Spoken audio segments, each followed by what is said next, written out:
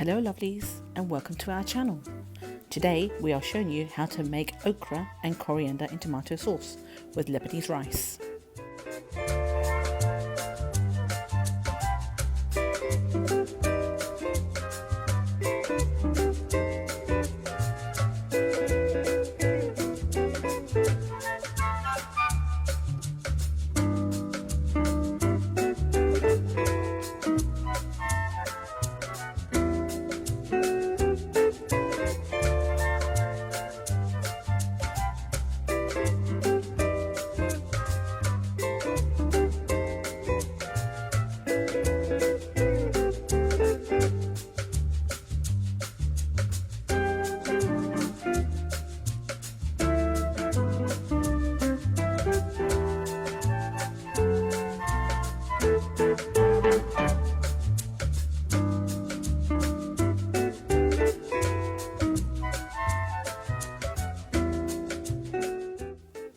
Now it's time to chop the onions. Make sure they're quite fine and not too big, otherwise they won't be able to break down.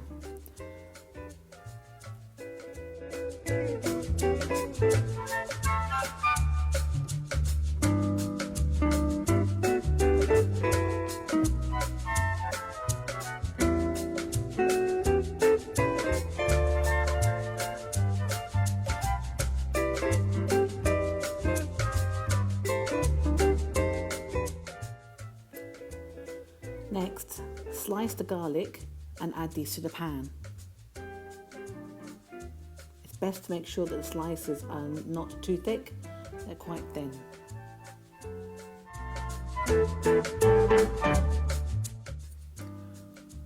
For the coriander, make sure it's been cleaned and washed and excess water has been drained off it. You then need to check the bunch for any weeds or any yellow leaves. Otherwise it will make the food quite bitter. Give it a good check. It doesn't have to be thorough, but just make sure that the unwanted leaves have been removed.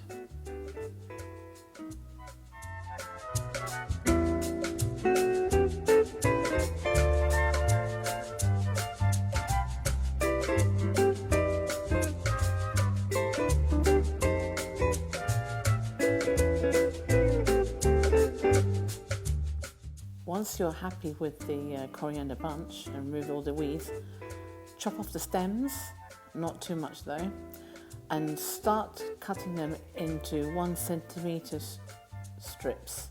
As you can see from the video, leave this aside until later needed. You need quite a large coriander bunch for this meal.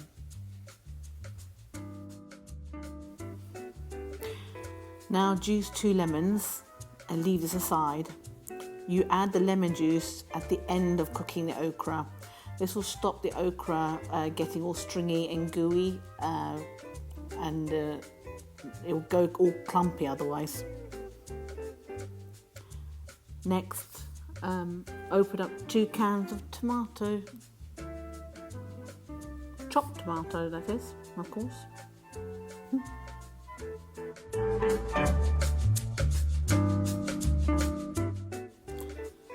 Now you add 2 tablespoons of sunflower oil with the onions and garlic and gently fry this on a medium-low heat or medium-high, whichever you prefer. We're using a gas and it's medium-low.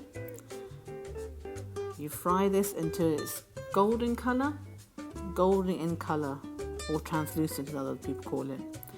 Don't allow the onions to burn, otherwise it will make the cooking or the meal quite bitter. Next, add the following ground spices: allspice, cinnamon, nutmeg, coriander, salt to taste, and finally add the chopped tomatoes. Over a medium heat, give it a good stir and allow the chopped tomatoes to break down a little bit, but don't burn this at this stage. Let it simmer, come to a boiling point.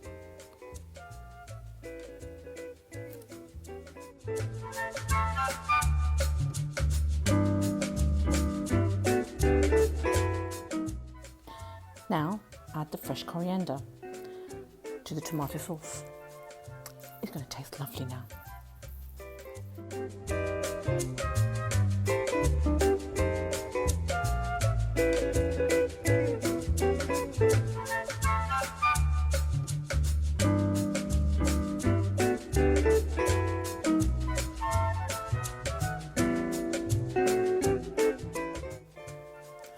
Add some water, maybe a cupful if it looks too thick. It has to come to this consistency, and allow this to simmer for a good 10 minutes.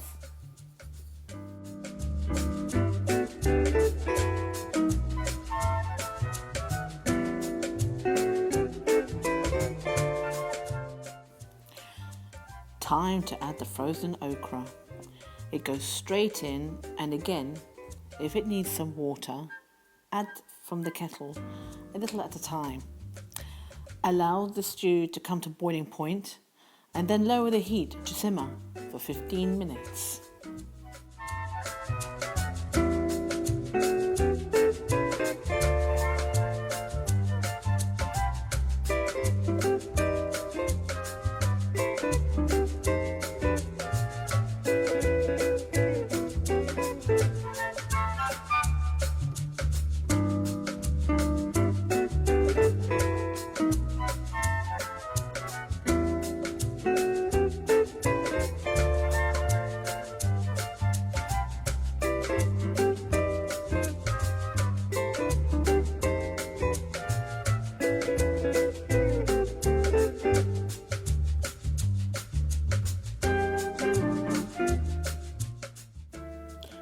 Now we've come to the end of our cooking, so the okra should be fine and it should be al dente. You turn off the heat and you add the lemon juice. Make sure that the flame is off, but you're allowed to keep the pot over the hot stove. Give it a good mix and leave this to rest for until while you're cooking your rice.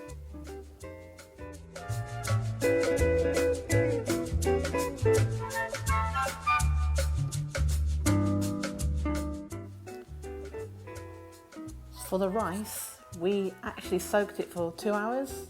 The longer you soak the rice in warm water, the better.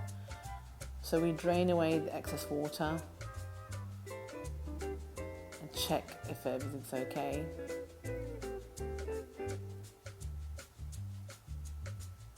You then put in a tablespoon of sunflower oil and you on a low heat. We put it at medium-low heat.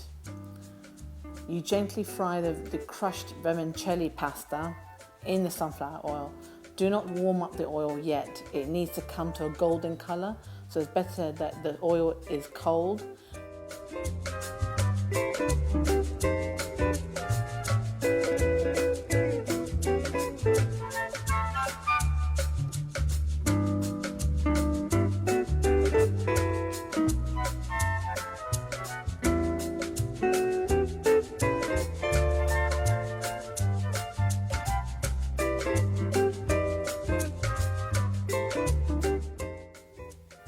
The vermicelli has now become a golden colour. You make sure it doesn't burn. Add the drained rice and give it a good stir. Salt is for your seasonal taste, so you can add rock or sea salt or even cooking table salt, whichever you desire or prefer, use that. Level the rice out so it's a level field of rice. Then add water from the kettle, boiling water from the kettle, and make sure it's above the rice level by 2 centimeters, or as I've shown in the video, as my tip of my finger. That's about 2 centimeters. Give it a good stir, let it come to a boiling point, and then when it comes to boiling point, cover and lower the flame to low and let it simmer for 3 to 5 minutes.